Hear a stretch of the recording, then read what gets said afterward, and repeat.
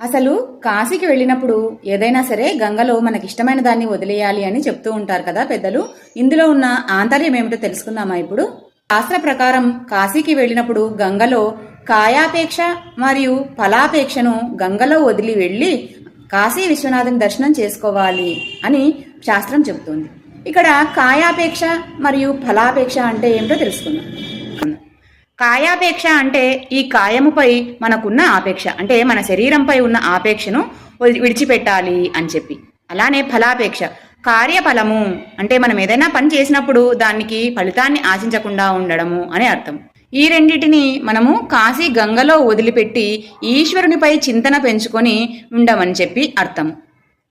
అది కాస్త కాలక్రమేణా కాయ పండు వదిలేయాలి గంగలో అని చెప్పి అంటారు. అసలు మనకిష్టమైన కాయలండ్లని ఆహార పదార్థాలని కాశీ గంగలో వదిలేస్తే మనకొచ్చేది ఏమీ లేదు.